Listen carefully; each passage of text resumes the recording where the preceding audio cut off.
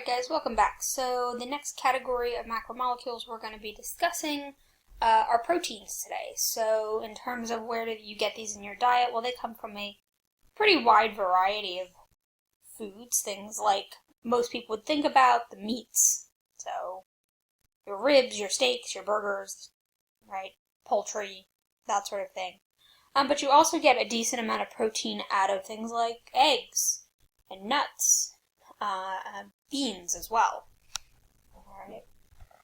So, in terms of functions, though, for your body, this is probably the widest, most varied functional category of all your macromolecules. Your proteins do insane amounts of things in terms of making your body or the body of other organisms function on a day-to-day basis. So, just some examples of functions and where they come from. Proteins can actually be used for storage. We can use it as energy storage. And a great example of that is the albumin or egg whites. Alright, so when you're eating those eggs, where's all the protein coming from? Well, it's coming from the egg white itself. Transport. Okay. Hemoglobin in your blood is a major protein, and its whole job is to be part of your red blood cells.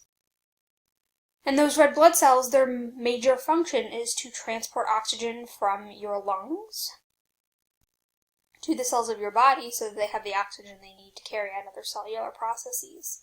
A lot of proteins have regulatory functions, so things like hormones, estrogen, testosterone, adrenaline, insulin, these are all protein molecules that help to ensure that your cells are communicating with each other and regulating certain processes so you're not doing too much of one thing or not enough of another to kind of keep you at homeostasis.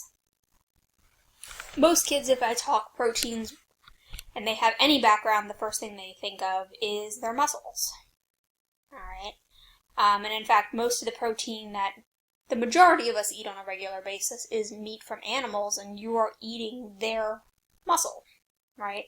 So two major proteins that are part of that are these fibers that make up the protein called actin and myosin. So those are both major protein structures.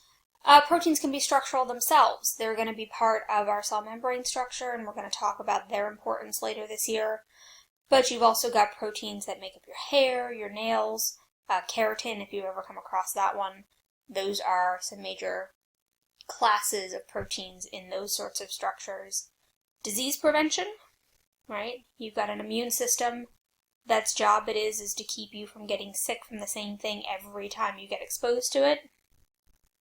And that's because your body produces proteins called antibodies that are able to recognize those molecules and try to take care of them before they really do make you sick. And then you've got your enzymes, so things like lactase, sucrase, amylase, and these guys are going to be important when we start talking about how they influence your metabolism. Either they get involved with your chemical reactions, and in fact that'll be our last topic for this particular unit, is diving into exactly how enzymes work. So for now, keep in mind that enzymes are proteins, and that's going to become important for us later. So, you've got a whole list of functions to keep track of for proteins, so what about the chemical stuff? Well, in terms of elements, we still see carbon, hydrogen, and oxygen, just like we saw with your carbs and your lipids, but now we've got two additional enzyme elements to keep track of, and that's your nitrogen and your sulfur. So a couple of compound name endings to also be aware of with these. We saw that OSE tells me carbohydrates, but there's some that you may show up in protein names, and it can kind of give you a hint as to what you're dealing with. If it happens to end in IN, then we are often talking about structural proteins. If I back up a slide, right here is actin, myosin. I mentioned keratin in your hair and nails, and a lot of this is structural stuff. ASEs, these are your enzymes, and this is going to be pretty much consistent across the board. So anytime you see anything that ends in ASE, you're talking about some sort of enzyme. So definitely a name ending you want to memorize, because as you're coming across new words, You may not know what it is, but if you know it ends in ASE, then you know it's an enzyme and you know its basic function, even if you don't know specifically what that enzyme does. So just some more examples. There's the collagen, lactase, muscle, right? These are all examples of proteins. So let's get into monomer-polymer structure, because we're back to a class that does in fact have that. So when we talk about monomers or building blocks for your proteins, these are these guys called amino acids. And here's your basic amino acid structure, and I believe you've got to label this in your notes, so make sure you label the picture. You've got 20 different types of amino acids. Alright? And that's because if I look at this amino acid structure, the actual parts of that structure, there's some of it that stays the same and some of it that will actually change from one amino acid to the next. So if we take a look at those parts, every amino acid has this asymmetrical carbon. Asymmetrical, hopefully you know what that means, right? If something is symmetrical, it's the same on both sides. So this carbon is asymmetrical because it's got different things no matter which direction I look. So what are those different things? Well, here's your amino group, one of those functional groups I told you to know. You've also got a carboxyl group on the other side. So remember I mentioned this to you when we were going over functional groups. Why do we call it an amino acid? Well, there's the amino part, and carboxyl groups are acidic, so there's the acid part, so hence the amino acid, right? So I've got an asymmetrical carbon, an amino group, a carboxyl group. I also have this hydrogen that always comes off, and carbon's able to make 4 bonds, so that 4th bond is what we talk about as an amino acid side group, or R group. And this is what's different. Alright? So I've got different arrangements of elements that are coming off of that central carbon, and that's what makes the 20 different amino acids. It determines their property. And we're going to talk about protein folding today, and it's going to ultimately be those side groups that determine how our protein actually folds up. Put amino acids together in a chain and I'll eventually get a functional protein. So just a chain of amino acids are going to come together. It's going to be the OH from your carboxyl group of one amino acid minus an H off the amino group. Off's going to come your water, and we're going to have this blank bond between this carbon and this nitrogen to plug together. And that's what you're looking at here once this reaction, dehydration synthesis process finishes. And just like every category of macromolecule we've been talking about, there's a name for that specific type of covalent bond. In this case, we talk about them as peptide bonds. Alright. So here's the interesting thing about proteins. Great, I can make this string of amino acids, I can make this huge polypeptide chain, but the problem is that it's not a functional protein yet. Just having a string of amino acids is not enough to actually produce a functional protein. A protein that actually does some sort of job in your cells has to fold and twist and create this unique shape. This is actually a functional protein. Alright, so you've got all these twists and bends and curves, and that unique 3D structure is what actually gets a protein to perform its job.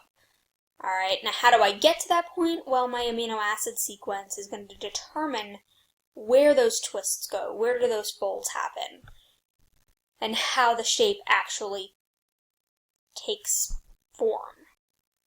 Okay? And really, ultimately, we're going to talk later this year that DNA is responsible for the sequence of amino acids, which then dictates how this protein forms. So really, it all is coded for in your genetics. So why is protein's shape so important to living things? Well, it's going to come back to homeostasis again. So in order for the protein to do whatever job it is that it does, that protein's shape has to be present. But those bonds that are holding those protein shapes together are very sensitive to changes in the environment. So changes in pH, changes in salt concentrations, changes in temperature can all make those relatively weak-ish bonds that are holding those amino acids together in that fold to come apart. All right.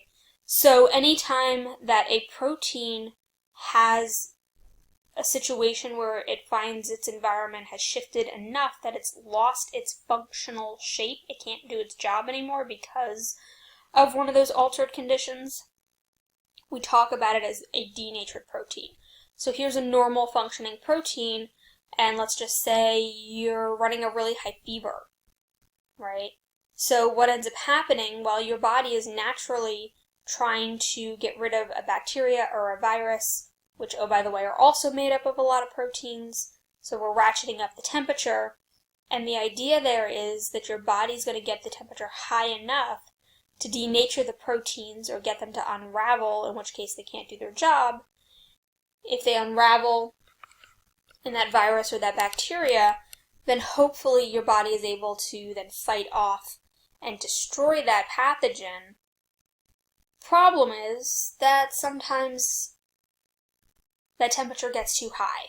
So we talked about feedback loops in Unit 1, and running a fever is actually a positive feedback.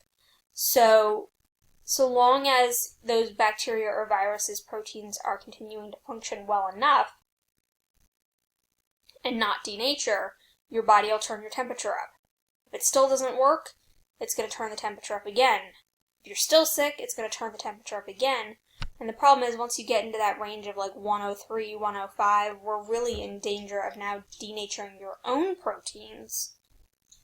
And that's where we start worrying about things like brain damage, because we're denaturing the proteins in your brain, which aren't doing their job. We're denaturing things like the hemoglobin in your body, which now can't carry oxygen to your cells. So that's one of the problems, that it becomes such a danger to run such a high fever. Alright, but initially the actual process is there to denature the proteins of the thing making you sick, which is kind of interesting.